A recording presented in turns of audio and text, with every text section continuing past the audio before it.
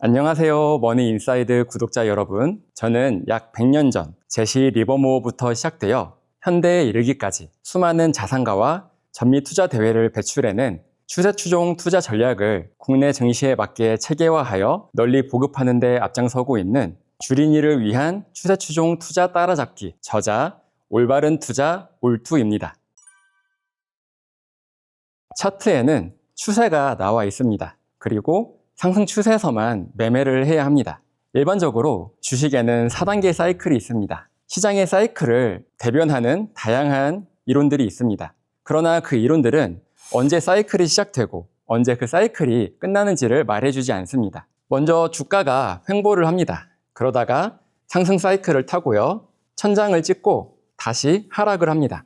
여기를 1단계, 여기를 2단계, 여기를 3단계, 여기를 4단계라고 합니다. 차트에서 현재 내 주식이 상승 추세이냐 하락 추세이냐를 판별하기 위해서는 30주 이동평균선을 보면 됩니다. 30주 이동평균선을 강하게 뚫고 올라오면 이때가 바로 추세의 시작점입니다. 30주 이동평균선은 이후 주가를 따라서 상승하다가 어느 순간 고점이 만들어지면 평행해집니다. 그러다가 30주 이동평균선이 하락을 합니다. 중요한 점은 30주 이동평균선을 돌파하고 주가가 그 위에 있어야 한다는 것입니다. 그리고 이 30주 이동평균선의 기울기는 위로 향해야 이것이 바로 현재 주가가 상승 추세임을 말해주는 것입니다.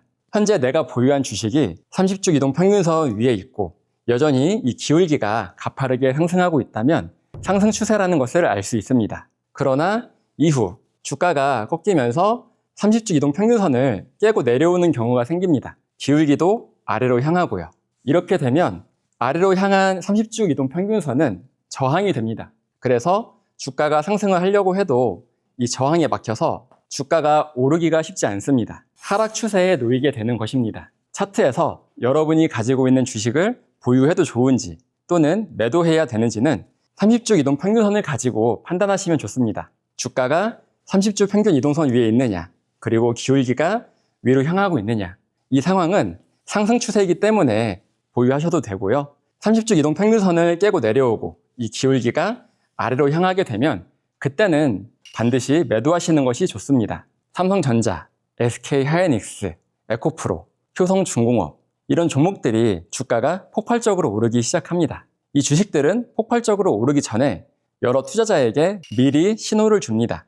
먼저 주가가 강하게 상승합니다. 주가가 강하게 상승을 하면 반드시 조정이 오게 마련입니다. 쉬어가는 구간을 거치며 매수와 매도가 격렬하게 싸웁니다. 이 구간을 베이스라고 부릅니다. 베이스 안에서 매수세와 매도세가 치열하게 싸우다가 다시 매수세가 압도해서 상승하게 되면 이때부터는 주가가 다시 폭발적으로 오를 수가 있습니다. 이 베이스 구간에서 만들어지는 베이스의 모양에 따라 여러 가지 이름이 붙여집니다. 먼저 컵 위드 핸들 패턴입니다.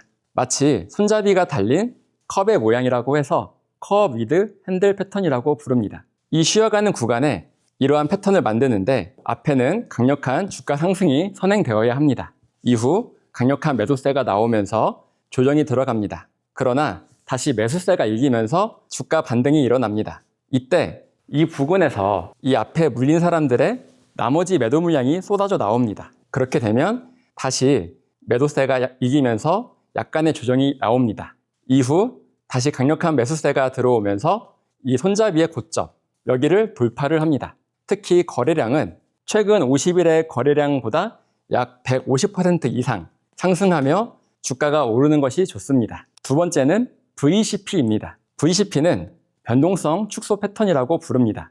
마찬가지로 주가가 먼저 강하게 오릅니다. 이후에 매도세가 나오면서 밀리기 시작합니다. 그러나 다시 매수세가 가담하며 주가를 들어 올립니다. 하지만 앞에 여전히 물려있는 잠재적 매도자가 많기 때문에 다시 매도세가 출몰합니다. 그러나 새로운 매수세가 유입되며 주가를 또 들어 올립니다. 이렇게 주가의 변동폭이 점차 축소가 됩니다. 점차 매수세와 매도세가 합을 이룬 이후에 마지막에 폭발적으로 상승하는 이런 구간이 나옵니다. 이런 베이스를 소화하는 구간의 모양에 따라서 이렇게 컵 위드 핸들 패턴이라고 부르고요. 또는 이렇게 변동성이 점차 축소되는 패턴을 VCP라고 합니다. 여기서 중요한 것은 거래량입니다. 베이스가 점차 오른쪽으로 갈수록 거래량은 줄어들어야 합니다. 커비드 핸들 패턴도 마찬가지입니다. 거래량이 줄어드는 것은 그만큼 잠재적 매도 물량이 소진되고 있다는 뜻입니다. 주가는 수급과 공급의 싸움으로 결정이 됩니다. 얼마나 강력한 수급이 들어오느냐에 따라 주가는 오를 수가 있고 얼마나 강한 매도세가 나오느냐에 따라 주가는 하락하게 됩니다. 베이스 구간을 거치며 잠재적 매도자를 모두 소화하게 되면 이때부터는 더 이상 매도 물량이 없기 때문에 주가가 폭발적으로 상승할 수 있는 것입니다. 시장이 강세장일 때, 그럴 때 매매를 해야 여러분 수익이 더욱더 크게 불어나는 거고, 시장이 약세장으로 전환이 되면 그때는 빠르게 빠져나오는 것이 좋습니다. 그러면 강세장의 특징을 먼저 알아보겠습니다. 먼저 강세장은요, 30주 이동평균선 위에 지수가 위치하면 시장은 강세장이고, 반대로 시장이 30주 이동평균선 아래로 내려오면 약세장이 됩니다. 두 번째, 52주 신고가 비율입니다. 52주 신고가 비율, 이것은 무엇이냐면 52주 신고가와 52주 신저가의 비율을 말합니다. 52주 신저가 대비 52주 신고가가 계속 늘어난다면 시장이 매우 강한 것을 의미합니다. 세 번째로, 시장이 전약 후강이냐 전강 후약이냐, 이것을 잘 보셔야 합니다. 전약 후강은 처음에 시장이 약세로 시작하지만 마지막에 강한 매수세가 들어오면서 증시가 상승하면서 마감하는 것을 말합니다. 반대로 약세장에서는 전강 후약입니다. 증시가 처음에는 강하게 시작을 하지만 장이 끝날 무렵에는 강한 매도세가 유입되면서 약하게 마감이 됩니다. 그리고 마지막 네 번째로, 증시가 호재에 민감하냐 악재에 민감하냐를 잘 보셔야 합니다. 호재에 민감한 시장은 강세장이고, 악재에 민감한 시장은, 예를 들면 우리나라 증시는 북한에서 미사일을 쏘게 되면 항상 퍼렇게 질렸습니다. 외국인 매도세가 나오면서 증시는 항상 하락을 하면서 마감을 했습니다. 그러나 우리가 2025년 강세장을 뒤돌아보면 북한에서 아무리 미사일을 쏘고 핵시설을 타격하고 그런 뉴스가 나와도 증시는 꿈쩍도 하지 않습니다. 오히려 더 크게 올랐습니다. 그만큼 시장에 매수세가 강하기 때문에 웬만한 악재는 씹어먹는 강세장이다라는 의미입니다. 그러나 약세장으로 들어서게 되면 악재에 민감해지고 호재는 둔감해집니다. 따라서 현재 시장이 강세장이냐 약세장이냐, 사이클의 2단계에 있느냐 4단계에 있느냐를 판단하기 위해서는 먼저 30주 이동 평균선 위에 지수가 위치했는지를 보시고요. 두 번째로는 52주 신고가 비율이 늘어나느냐 아니면 줄어드느냐, 이것을 보셔야 합니다. 세 번째로는 시장이 전약 후강의 모습을 띠느냐 또는 전강 후약의 모습을 띠느냐, 마지막 네 번째, 증시가 호재에 민감하냐 또는 악재에 민감하냐를 살펴보시면 현재 증시가 얼마나 강한 체력을 갖고 있는지 아실 수 있을 겁니다. 삼성전자, SK하이닉스, 우리나라 증시를 이끄는 쌍두마차입니다. 삼성전자도 보시면 주가가 강하게 상승을 하다가 커브 위드 핸들 패턴을 만들고 돌파가 나왔습니다. 이때가 약 75,000원 부근이었습니다. 이후 주가가 상승을 하다가 새로운 베이스를 만들고 또 돌파가 나오고 또 새로운 베이스를 만들고 돌파를 하는 그런 모습을 연이어 보여주고 있습니다. 그리고 최근의 모습을 보면 삼성전자가 고점을 찍고 다시 횡보를 하는 모습을 보여주고 있습니다. 새로운 베이스를 만들고 있다라고 생각하시면 좋습니다. 이 베이스는 결국 잠재적인 매도 물량을 없애는 역할을 합니다. 모든 잠재적인 매도 물량이 사라지면 그때부터는 다시 강하게 오를 수 있습니다. 그러나 반대로 여기서 매도 물량이 우위를 점하게 되면 아래로 하락할 수도 있습니다. 이 베이스를 만들다가 얼마나 잠재적인 매도 물량을 털어내고 다시 강하게 상승을 하느냐, 아니면 이대로 매도세에 밀려서 아래로 하락을 하느냐, 이것을 유심히 살펴봐야 합니다. 이러한 베이스 구간에서는 절대로 매수하는 것이 아닙니다. 이 베이스 구간에서 매수를 하면 이 조정이 얼마나 길게 이어질지 알 수가 없습니다. 또 이후에 방향을 아래로 틀게 되면 그때는 큰 손실을 볼 수밖에 없습니다. 다만 주의할 점은 주가는 항상 6개월 이상 선행합니다. 현재는 삼성전자, SK하이닉스의 실적이 2026년 최고를 기록할 것이다 라는 기대감으로 주가가 무섭게 오르고 있는데, 중요한 것은 미래의 실적입니다. 현재 증권사 추정치를 보면 2025년에서 2026년으로 넘어가는 이 순간 실적이 어마어마하게 늘어납니다. 그리고 2027년 약간의 이익이 증가합니다. 그러나 28년으로 넘어가게 되면 실적이 다소 꺾이는 모습을 확인할 수 있습니다. 따라서 삼성전자, SK하이닉스가 올해 2026년에 실적을 반영해서 주가가 무섭게 오르고 있지만 향후 27년, 28년 이렇게 둔화되는 성장성을 반영하게 되면 언젠가 주가는 꺾이게 되어 있습니다. 따라서 주가가 이 실적을 반영해서 먼저 하락한다고 하면 그때는 빠르게 빠져나오시는 것을 추천을 드립니다. 시장의 사이클은 30주 이동 평균선을 토대로 판단을 내린다고 말씀을 드렸습니다. 그러면 30주 이동 평균선을 어떻게 설정하는지 같이 알아보도록 하겠습니다. 먼저 화면을 보시면 일봉, 주봉, 월봉, 연봉이 있습니다. 여기서 주를 클릭하면 주봉이 나옵니다. 5주 이동 평균선, 20주 이동 평균선, 50주 이동 평균선 이런 식으로 다양한 이동 평균선이 나옵니다. 이동 평균선 위에 더블 클릭을 하면 기간별로 이동 평균선을 설정할 수 있도록 나옵니다. 여기에 30을 입력을 합니다. 확인을 누르면 이렇게 단 하나의 선만 나오는 것을 알 수 있습니다. 왼쪽 위에는 30이라고 설명이 되어 있죠. 지수의 움직임을 보면요. 2020년 강세장이 시작할 때 30주 이동 평균선을 뚫고 올라옵니다. 이후 이동 평균선 기울기가 위로 향하게 되었습니다. 하지만 강세장이 막바지에 들어서면서 30주 이동 평균선을 깨고 내려옵니다. 이후 30주 이동 평균선의 기울기가 아래로 향하는 것을 알 수 있습니다. 이렇게 기울기가 아래로 향하게 되면 저항이 되어서 주가가 상승을 하려고 해도 저항을 맞고 하락하게 됩니다. 당분간 하락 추세가 이어지게 되는 것입니다. 이후 30주 이동 평균선 위아래로 주가가 등락을 거듭하면서 1단계 사이클을 완성했습니다. 1단계 사이클을 지나 다시 30주 이동 평균선을 강하게 뚫고 올라옵니다. 기울기 역시 다시 가파르게 오르고 있죠. 새로운 2단계 사이클로 진입한 것을 알 수 있습니다. 2단계 사이클로 진입하게 되니 추세를 타고 지수가 무섭게 오르는 모습을 보여줍니다. 여전히 30주 이동 평균선의 기울기는 위로 가파르게 오르고 있죠. 증시가 상승 추세임을 말해주고 있는 것입니다. 그리고 추세 추종을 하시는 분들이라면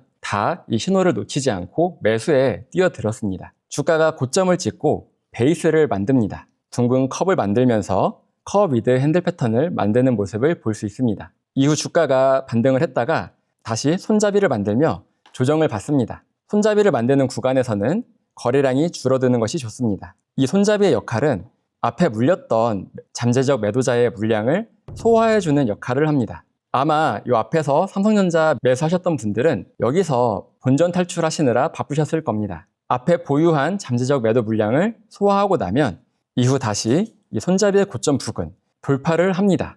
마찬가지로 거래량이 강하면 좋고요. 이렇게 컵 위드 핸들 패턴, 둥근 컵을 그리다가 손잡이를 만들고 돌파를 하는 이러한 신호는 강력한 상승 추세를 의미합니다. 따라서 여기서는 매도하는 것이 아니라 매수를 해야 되는 자리였습니다. 컵 위드 핸들 패턴을 완성한 이후 돌파가 나오니까 주가는 그때부터 추세를 타서 엄청나게 오르기 시작합니다.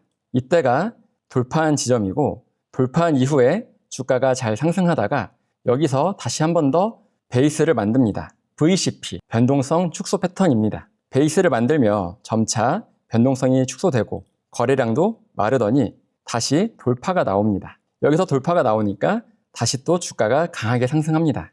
이후 다시 한 번 더 베이스를 만드는 흐름이 나왔고 또다시 돌파가 나왔습니다. 즉 차트는 1년 전부터 이미 우리에게 매수 신호를 보내고 있었습니다. 둥근 바닥을 형성하고 있었고 손잡이를 완성했고 이후 손잡이의 고점을 돌파하며 상승 추세를 알린 것입니다. SK하이닉스도 주가가 강하게 상승을 했다가 쉬어가는 구간을 만듭니다. 베이스를 완성하며 점차 변동폭이 축소가 되고 있습니다. 이 구간에서는 먼저 변동폭이 크게 나왔으나 이후에 나오는 구간, 여기서는 앞에서 나온 변동폭보다 훨씬 더 줄어든 모습을 볼 수 있습니다. 마지막 구간에서는 주가 변동폭이 더 축소되는 것을 알 수 있습니다. 변동폭이 점차 축소되다가 마지막에 거래량을 동반한 돌파가 나왔습니다. 즉, 새로운 상승 추세를 알리는 것입니다. 이렇게 추세를 탄 종목 SK하이닉스 돌파 당시 가격이 약 27만 원이었습니다. 지금은 180만 원이 넘고 있죠.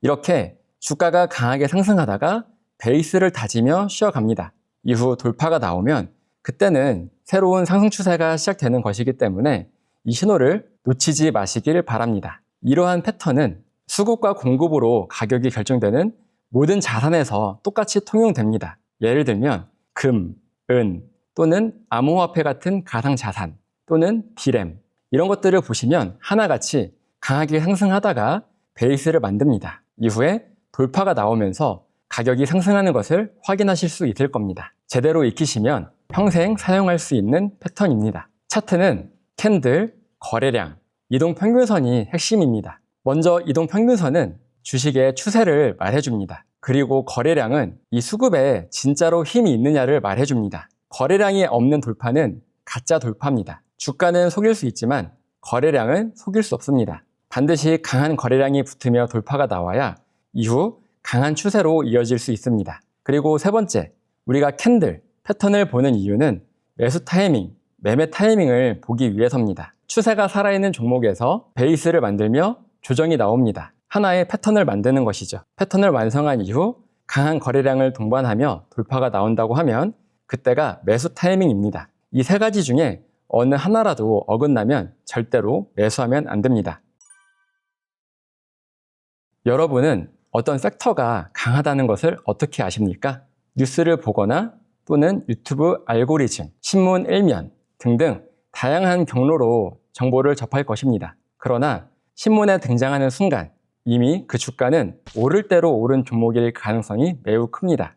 언론을 통해 여러분이 그 종목을 접하기 전에 이미 외국인 또는 기관이 그 주식을 매수해서 주가를 올리고 있습니다. 그럼 어떻게 하면 이 종목들을 미리 알 수 있을까요? 바로 RS입니다. RS는 주식보다 시장보다 해당 종목이 얼마나 강하냐를 나타내는 말입니다. 증시가 하락하면 대부분의 종목은 떨어집니다. 그런데 증시가 횡보하거나 하락을 하는데 유독 강하게 버티는 섹터가 있습니다. 그만큼 그 해당 섹터에 강한 수급이 뒷받침되기 때문입니다. 주가를 결정하는 것은 공급과 수요의 원칙입니다. 대부분 종목들이 떨어지는 가운데 해당 섹터가 잘 버티고 있다라고 하면 정말 강한 수급이 몰리고 있다는 증거입니다. 이렇게 강한 종목들은 향후 강세장이 시작될 때 그 시장의 선도주가 될 가능성이 매우 큽니다. 저 같은 경우도 2024년 하반기에 2025년을 이끌 주도 섹터로 조선주, 방산주, 전력기기 섹터를 얘기했습니다. 실제로 2025년 상반기를 이끌었던 섹터는 조선, 방산, 전력기기, 그리고 원자력이 있었죠. 증시가 조정을 보이거나 횡보할 때가 새로운 주도 섹터를 판별하기 좋은 시점입니다. 지금부터 시장보다 얼마나 강하냐, RS를 알아보는 방법을 설명드리겠습니다. 이 차트는 HD 한국조선해양입니다. 2024년 하반기의 차트인데요. 저는 이 차트를 보면서 2025년을 이끌 선도 업종으로 조선주를 뽑은 것입니다. RS를 확인하는 방법을 알아보겠습니다. 먼저 전을 추로 바꿉니다. 그리고 주식의 주를 업종으로 바꿔서 코스피를 입력합니다. 그러면 이렇게 위에는 종목의 차트, 아래에는 증시 차트가 나옵니다. 단순히 직관적으로 비교를 하면 증시는 이렇게 조정을 받으며 크게 하락을 하고 있지만 HD의 한국조선해양은 오히려 주가가 오르고 있는 모습을 볼 수 있습니다. 그만큼 이 해당 종목, 해당 섹터가 증시보다 강하다는 방증입니다. 증시보다 강한 업종, 강한 섹터는 그만큼 강한 수급이 뒷받침되기 때문이고 이러한 섹터는 다음 증시를 이끌 강세 선도 종목이 될 수 있습니다. 제가 말씀드렸던 방산주, 전력기기 섹터도 마찬가지입니다. 이것은 현재 우리나라에서 한 주당 주가가 가장 비싼 효성중공업의 돌파 직전 차트입니다. 마찬가지로 2024년 증시가 조정이 나오는 가운데 효성중공업은 오히려 상승하는 모습을 보여주고 있습니다. 이렇게 증시보다 강한 섹터, 강한 종목을 눈여겨보신다면 다음 증시를 이끌 선도 업종을 미리 선점할 수 있을 것입니다. 이 당시가 41만 9천 원이었는데 변동성 축소 패턴을 만들면서 점차 주가의 변동성, 거래량이 축소가 되다가 여기서 돌파가 나옵니다. 이 돌파 시점은 약 52만 4천 원입니다. 돌파가 나오면서 추세를 타기 시작하니까 해당 종목은 현재 393만 5천 원에 달하고 있습니다. 역대 최고가는 486만 5천 원을 기록했습니다. 이렇게 증시가 조정장일 때 이 증시보다 강하게 버티는 섹터를 눈여겨보신다면 향후 증시를 이끌 선도 업종을 미리 아실 수 있을 것입니다. 추세 추종 매매에서도 차트에서 위험 신호가 등장하면 빠르게 매도할 것을 권장드립니다. 우선 이런 모양입니다. 주가가 강하게 상승을 하다가 최고점에서 전일보다 거래량을 동반하며 주가가 크게 하락하는 모습이 나옵니다. 이런 모습을 일반적으로 일중전환이라고 부릅니다. 이러한 일중전환 신호는 경계해야 할 매도 신호입니다. 이때 못 빠져나왔다면 두 번째로 50일 이동평균선을 보시는 것이 좋습니다. 50일 이동평균선이 깨지게 되면 그때는 추세가 이탈하는 신호로 해석이 가능합니다. 이 차트도 일중전환 이후에 주가가 횡보를 하다가 이 초록선이 바로 50일 이동평균선인데 여기를 이탈하게 되면서 초록선, 50일 이동평균선도 기울기가 아래로 향했죠. 따라서 첫 번째 일중전환이 나오면 1차 매도 신호, 50일 이동평균선을 아래로 깨고 내려가면 그때는 2차 매도 신호입니다. 30주 이동평균선을 깨는 것은 매우 위험합니다. 본격적인 하락 추세가 시작되는 것이기 때문에 30주 이동평균선을 깨고 내려간다면 그때는 반드시 모든 주식을 매도하고 빠져나가는 것이 좋습니다. 이 차트도 보시면 이 파란 선이 바로 30주 이동평균선인데 여기서 30주 이동평균선을 깨고 내려갑니다. 이후 30주 이동평균선의 기울기가 아래로 향하기 시작합니다. 30주 이동평균선의 기울기는 추세의 방향이라고 말씀을 드렸습니다. 이렇게 아래로 꺾이게 되면 이후에는 저항선의 역할을 하면서 주가 상승을 방해하는 역할을 합니다. 추세도 아래로 꺾이게 됩니다. 이것을 이탈한다면 반드시 매도해야 합니다. 이 기업은 훌륭한 기업이니까 앞으로 주가가 다시 반등할 거야 라는 기대감으로 소중한 자산을 맡기지 마시길 바랍니다. 한번 추세가 아래로 꺾인 주식은 어디까지 주가가 하락할지 알 수 없습니다. 이 종목도 최고가가 19만 4천 원이었는데 이후 하락 추세를 타더니 주가는 최종 9,790원까지 하락을 했습니다. 이 종목뿐만이 아닙니다. 이 차트는 2023년 코스닥을 이끌었던 2차전지 섹터의 대장주 에코프로입니다. 에코프로도 보시면 최고점에서 일중전환 신호가 나왔습니다. 전일보다 거래량을 동반하며 주가가 강하게 꺾이는 모습을 보여줍니다. 여기서 1차 매도 신호가 나왔습니다. 차트에서 이런 신호가 나왔음에도 불구하고 많은 사람들은 앞으로는 2차전지가 미래야 300만 원까지 오를 거야 라는 기대감으로 매도를 안 하고 계속 보유한 투자자가 많았습니다. 특히 포모를 이기지 못하고 고점에서 물린 투자자가 많았는데 이렇게 일중전환 신호가 나오니까 이후에 주가가 하락하기 시작합니다. 주가가 하락하다가 50일 이동평균선을 깨고 내려왔죠. 추세가 하락하기 시작한다는 신호입니다. 이후 주가가 하락을 하다가 150일 이동평균선, 이것은 30주 이동평균선이기도 한데 여기를 이탈하게 되면 그때는 하락 추세로 완전히 전환되었다는 신호라고 말씀을 드렸습니다. 30주 이동평균선을 깨고 내려오니 이 기울기도 점차 아래로 향하게 되었고요. 그래서 주가가 횡보를 하다가 여기서 돌파를 시도하지만 기울기가 아래로 꺾인 30주 이동평균선은 주가의 상승을 막는 저항선 역할을 합니다. 따라서 저항을 받고 주가는 다시 하락을 합니다. 이렇게 추세가 한번 꺾이기 시작한 종목은 어디까지 하락할지 알 수가 없습니다. 따라서 1차로 거래량을 동반한 장대 음봉이 나오지는 않는지, 2차로 50일 이동평균선을 이탈하지는 않는지, 그리고 마지막으로 150일 이동평균선 또는 30주 이동평균선을 이탈하지 않는지를 확인하셔서 내 종목이 하락 추세로 빠져서 주가 반등을 기다리면서 아까운 기회비용을 날리지 마시고 빠르게 매도해서 더 강한 추세가 있는 종목에 투자해서 투자 수익을 거두는 것을 추천을 드립니다.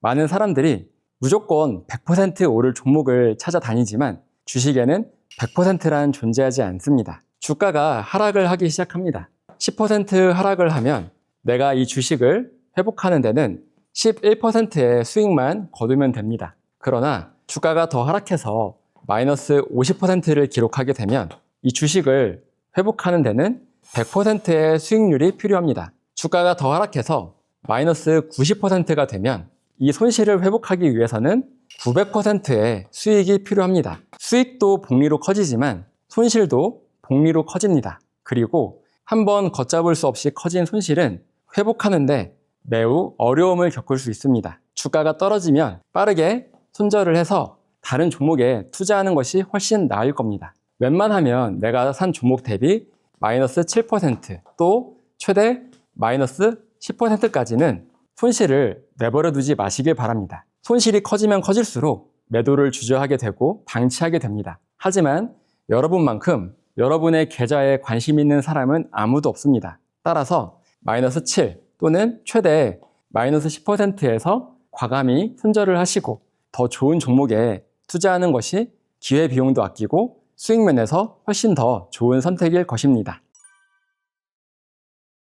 가치분석 투자자는 대체로 저평가주 그리고 가치주 투자자로 나뉩니다. 대체적으로 저평가주 매매를 하시는 분들은 PER, 주가 순이익 비율 또는 PBR, 주가 순자산 비율을 따지면서 최대한 저평가된 기업을 매수하려고 합니다. 그러나 여기에는 큰 맹점이 있습니다. 우선적으로 PER 같은 경우는 전년도의 실적을 가지고 PER을 산출합니다.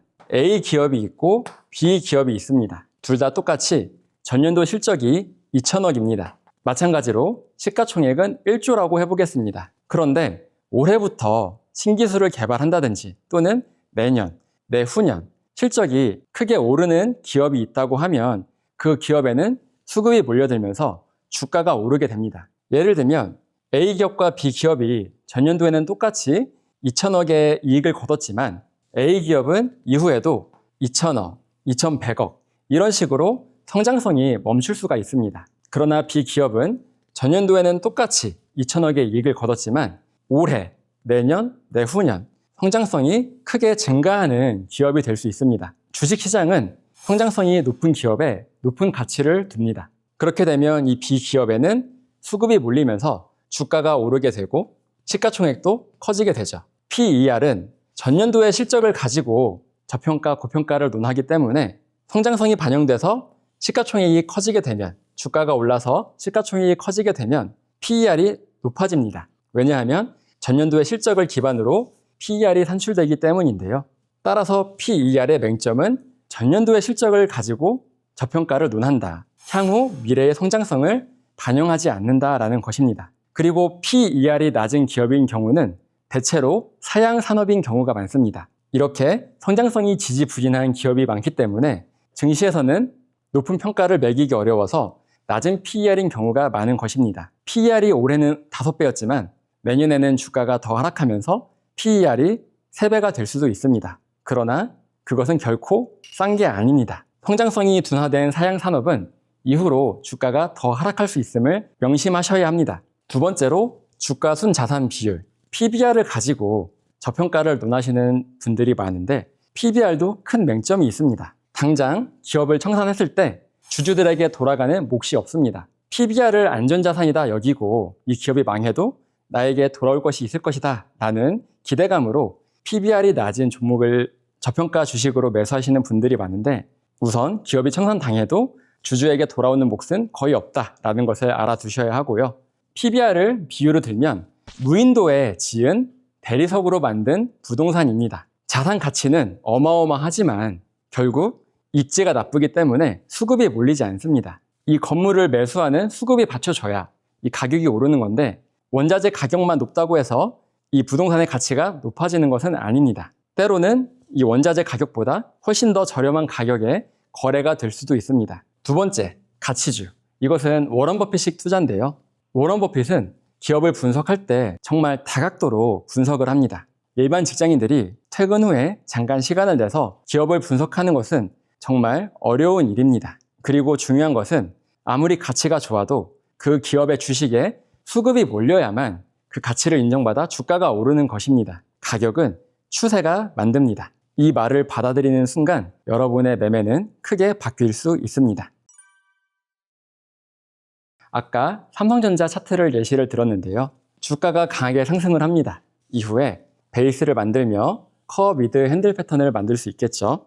돌파가 나옵니다. 손잡이의 고점을 돌파하게 되면 이때부터 상승 추세가 시작된다고 말씀을 드렸는데 이 차트를 보면 이때가 거의 신고가인 경우가 많습니다. 그러다 보니 주가가 너무 높아 보여서 혹시나 크게 떨어지지는 않을까 걱정을 하는 분들이 많습니다. 그러나 앞서 살펴봤듯이 베이스를 완성한 이후 돌파가 나오면 강력한 추세가 형성되면서 주가가 크게 오를 수 있습니다. 따라서 여기는 두려움을 느끼는 구간이 아니라 오히려 주가가 더 크게 오르는 희망을 느껴야 하는 그런 구간입니다. 반대로 내가 산 주식이 하락하기 시작합니다. 그러면 반등에 대한 희망을 갖습니다. 그러나 크게 잘못된 것입니다. 주가가 하락하기 시작하면 반등에 대한 희망을 갖는 것이 아니라 더 크게 하락하면서 내 계좌에 큰 손실을 입히지는 않을까 두려움을 가져야 하는 구간입니다. 그러나 대부분 투자자는 이것을 반대로 합니다. 희망을 가져야 할 때 두려움을 느껴서 빨리 팔고 두려움을 가져야 할 때 반등에 대한 희망으로 주식을 보유합니다. 그리고 주가가 오르기 시작하면 이 주식이 추세가 끝날 때까지 계속 보유를 해야 수익을 크게 낼 수 있습니다. 반대로 주가가 하락하기 시작하면 반등에 대한 희망보다 두려움을 갖고 빠르게 손절하시는 것이 좋습니다. 이것이 바로 매수 타이밍과 매도 타이밍에 매매를 머뭇거리게 하는 큰 요소입니다. 일반 개인들의 치명적인 습관 중에 하나가 바로 물타기입니다. 물타기를 잘못해서 크게 계좌가 손실을 보는 분들이 많은데요. 내가 산 주식이 하락하기 시작합니다. 그러면 이 좋은 기업이 그럴 리가 없어. 이 손실을 내가 받아들일 수 없어. 라면서 추가로 매수를 합니다. 그렇게 되면 평균 단가는 낮아지겠죠. 우리는 주식 투자로 수익을 내기 위해서는 시장을 따라야 합니다. 시장에서 이 기업이 아니다 라고 신호를 보냈음에도 불구하고 나는 아니야, 이 종목은 좋아 라고 생각하면서 종목이 하락할 때마다 추가로 계속 매수를 할 수 있습니다. 이후에 반등이 나와주면 좋지만 한번 추세가 하락 추세로 바뀐 종목은 어디까지 하락할지 아무도 알 수가 없습니다. 또한 추가 매수를 안 했다면 적은 손실로 끝났을 매매가 추가로 매수를 하게 되면서 자금이 엄청나게 커지게 되겠죠. 여기까지 떨어진 주식이 더 하락하지 말라는 법은 없습니다. 계속 물타기를 하면서 자금이 거대해졌을 때 단 5%만 하락해도 앞에서 잃은 손실보다 더 큰 손실을 입을 수가 있습니다. 예를 들면 1,000만 원에서 50% 하락을 하는 것과 1억에서 10% 하락을 하는 것, 이 두 개는 손실률은 앞에가 더 크지만 손실 금액은 아래가 훨씬 더 큽니다. 이렇게 추세가 하락 추세로 넘어간 종목에 자꾸 추가 매수를 하지 말고 추세가 살아있는 좋은 종목에 투자하는 것이 기회비용도 살리고 더 좋은 투자 수익률을 거두는 방법입니다. 두 번째, 이 주식은 싸다라는 생각입니다. 주가가 강하게 상승하는 종목이 있고 주가가 여전히 바닥을 기는 종목이 있습니다. 위 종목 같은 경우는 이제 막 신고가를 돌파하고 있습니다. 아래 종목은 지지선 위에서 계속 횡보를 하고 있습니다. 대부분의 투자자는 이 종목이 너무 올랐다, 위험하다라는 생각으로 매수를 꺼립니다. 그러나 주가가 하락할 대로 하락해서 이렇게 지지를 받고 횡보하는 이런 주식은 싸다라면서 매수를 하는 경우가 많습니다. 또는 주가가 돌파해서 강하게 상승할 때는 비싸다라고 판단을 했는데 이후 주가가 오르다가 고점을 찍고 하락하기 시작합니다. 이때가 5만 원이라고 해볼게요. 돌파 시점이 5만 원일 때도 비싸다라고 많은 분들이 판단을 하지만 이 주가가 상승하다가 어느새 고점을 찍고 하락하기 시작하면 이때서야 싸다 하면서 매수를 하기 시작합니다. 그러나 이때는 이미 주식의 사이클 1단계, 2단계, 3단계, 4단계로 접어든 경우가 되게 많습니다. 하락 추세로 접어든 주식을 사게 되면 사자마자 계속 주가가 하락하는 경험을 하게 될 것입니다. 이때는 5만 원일 때도 비싸다라고 인식을 했다가 추세가 끝나고 하락하기 시작하면 200만 원을 싸다라고 인식하는 것이 바로 인간의 본성입니다. 또한 증시가 상승하는데도 이렇게 바닥을 기고 있는 종목이라면 다시 한번 생각해 보는 것이 좋습니다. 이런 종목은 지수가 상승할 때 내 종목은 오르지 않았으니까 지수가 하락하면 내 종목은 안전할 거야 라고 생각하시는 분들이 많은데 지수가 꺾이게 되면 이런 종목들은 수급이 받쳐주지 않기 때문에 더 크게 하락하는 경우가 많습니다. 따라서 주식을 싸게 매수하려 하지 마시고 적절한 가격에 매수하는 것이 좋습니다. 주식은 발끝에서 사는 게 아니라 무릎에서 사서 어깨에서 파는 것입니다. 추세가 시작될 때가 무릎이고 추세가 꺾이는 구간이 바로 어깨입니다. 그러나 많은 분들이 발끝에서 사려는 욕심으로 주식을 매매합니다. 그러다 보니 아직 추세가 살아있지도 않은 이런 종목에 갇혀서 투자 수익을 제대로 내기 어렵습니다. 반드시 추세가 살아있는 종목을 매수하시길 바랍니다. 마찬가지로 지금은 싸 보이지만 나중에 돌아봤을 때 이 가격이 엄청나게 비싼 가격이 될 수도 있습니다. 주식을 싸게 사려 하지 마시고 비싸게 사는 것이 좋습니다. 상승 추세에 있는 주가가 오르는 그런 종목을 매매하셔야 합니다. 그리고 마지막 세 번째로 바로 포모입니다. 이 포모는 나만 뒤처지고 있다라는 두려움인데요. 이런 구간에서 더 이상 이 주가 상승을 참지 못하고 매매하시는 분들이 많습니다. 그러나 이 주가 상승은 언제까지 이어지진 않습니다. 주가가 상승하다가 다시 새로운 베이스를 완성합니다. 그렇게 되면 여기서 매수한 사람들은 주가가 장기간 횡보를 하면서 이 베이스 안에 갇히게 됩니다. 때로는 강한 조정 때문에 스트레스를 받을 수도 있습니다. 아무리 주가가 크게 오르는 종목이어도 반드시 베이스를 새롭게 만듭니다. 이 베이스를 완성한 이후 다시 돌파가 나올 때, 그럴 때 매수하는 것이 여러분의 기회비용도 아끼고 안전한 방법이 될 것입니다. 주식 투자로 수익을 내기 위해서는 손익비가 아주 중요합니다. 일반적으로 3대 1의 손익비를 말합니다. 손익비는 손실과 이익의 비율을 말하는데 이익을 20% 그리고 손실을 마이너스 7%로 가져가 본다고 가정해 보겠습니다. 10번의 거래를 하는데 내 승률은 30%입니다. 그러면 이익은 20 곱하기 3, 60%고요. 7번의 실패를 했기 때문에 손실률 곱하기 7회를 하면 49%입니다. 총 11%의 수익을 얻을 수 있습니다. 성공하는 거래는 내가 맞았을 때 얼마나 벌어들이고 내가 틀렸을 때 얼마나 손실을 작게 줄일 수 있느냐입니다. 이 손익비를 잘 유지한다면 수익을 가져갈 수 있습니다. 따라서 손절을 너무 두려워하지 마세요. 오히려 손실을 짧게 끊는 것이 여러분의 계좌에 더욱더 도움이 될 것입니다. 이 멘탈을 지키기 위해서 여러분에게 4가지 방법을 제시를 드립니다. 첫 번째는 각종 언론, 유튜브 이런 것들을 차단하시는 것을 추천을 드려요. 각종 소음에 노출되다 보면 차트에서 말하는 신호를 놓치게 될 가능성이 아주 큽니다. 차트에서는 분명히 일중전환 신호가 나오고 30주 이동 평균선을 깨고 내려가면서 매도하라는 신호를 계속 투자자에게 말을 하지만 투자자는 그 해당 기업의 호재, 이 기업이 올라갈 수밖에 없는 이유 이런 것만 찾아보다가 결국 더 큰 손실을 맞이하게 됩니다. 차트를 믿으시길 바랍니다. 차트에는 각종 외국인과 기관, 스마트머니의 수급이 반영되어 있습니다. 그리고 주가는 무엇보다 선행합니다. 2023년 에코프로가 일중 전환이 나온 이후 주가가 하락을 합니다. 당시 언론에서는 리튬 가격은 앞으로 계속 오를 것이다. 어떤 전문가는 에코프로 주가가 300만 원을 갈 것이다 라고 이야기를 합니다. 그러나 차트에서는 이미 하락 신호, 매도 신호를 줬습니다.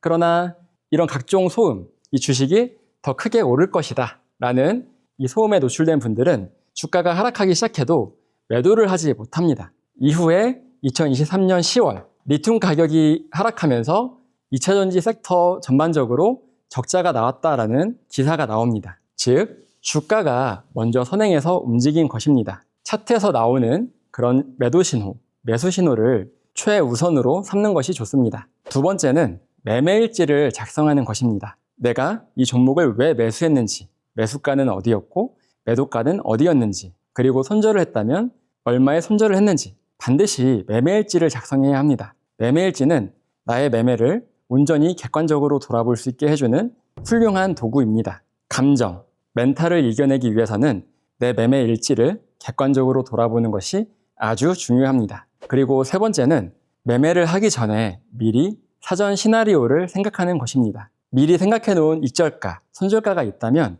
그대로 예약 매수, 예약 매도로 실행하면 됩니다. 장중에 주식을 볼 수 있는 사람이라면 그 가격에 기계적으로 매수와 매도를 하면 됩니다. 그러나 이런 계획이 없이 장중에 차트를 돌려보게 되면 불기둥을 뿜어내는 주식에 달려들기 쉽습니다. 전혀 계획이 없던 매매죠.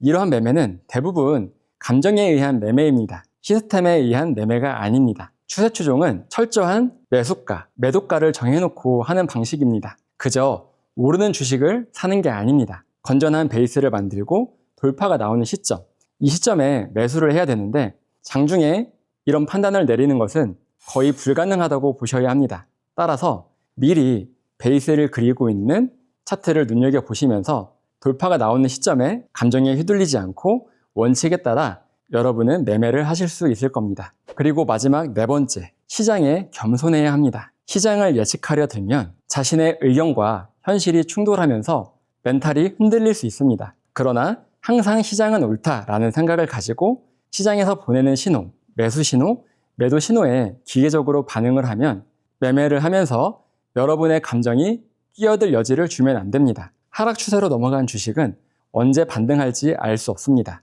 따라서 시장은 항상 옳다라는 생각으로 매매에 임하고 시장의 판단을 겸허히 받아들이시기 바랍니다. 시장은 여러분이 생각하는 기업의 가치에는 아무 관심이 없습니다. 또 철저하게 수급과 공급의 싸움으로 가격이 결정이 됩니다. 만약 여러분이 보유한 종목이 하락하고 있다면 그것은 시장에서 높은 가치를 두고 있지 않은 소외 섹터의 소외 종목일 가능성이 매우 큽니다. 반드시 추세를 따르되 시장의 의견을 존중하시길 바랍니다. 마지막으로 한 가지만 강조드리겠습니다. 주식을 잘하는 것은 한 번의 매매로 크게 버는 것이 아닙니다. 끝까지 오래 살아남는 것이 잘하는 것입니다. 스노우볼 효과라고 부릅니다. 눈덩이를 굴리는 것인데 작은 눈덩이가 점차 굴리다 보면 엄청나게 커집니다. 그러나 여기에는 큰 맹점이 있습니다. 중간에 이 눈덩이가 크게 박살이 나버리면 다시 처음부터 굴려야 합니다. 복리도 마찬가지입니다. 작은 수익을 꾸준히 굴리다 보면 어느새 큰 자산이 되어 있을 것입니다. 크게 한번 버는 것보다 꾸준히 버는 것이 중요합니다. 그러려면 잃지 않는 시스템이 우선입니다. 그 시스템이 바로 추세 추종 매매 원칙입니다. 자주 매매할 필요도 없습니다. 장중에 모니터를 자주 볼 필요도 없습니다. 그저 추세를 믿고 따르시길 바랍니다. 추세를 믿게 되면 직장에서 일을 할 때도 마음이 편해집니다. 그것이 여러분이 반드시 지켜야 할 단 하나의 원칙입니다. 오늘 영상이 여러분의 투자에 조금이나마 도움이 되셨길 바랍니다. 이상 주린이를 위한 추세 추종 투자 따라잡기 저자 올바른 투자 올투였습니다. 고맙습니다.